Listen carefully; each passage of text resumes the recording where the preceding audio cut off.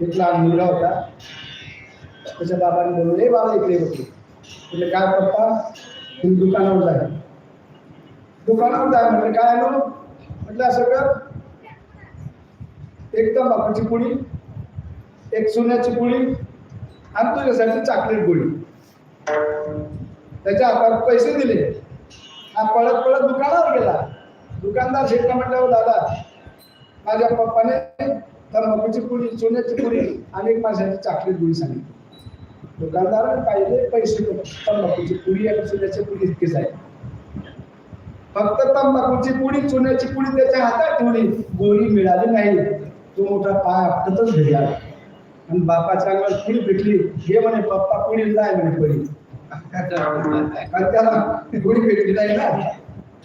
त्याला समजलं की याला आपल्याला गोळी मिळाली नाही, पैसे नव्हते, त्याच्यात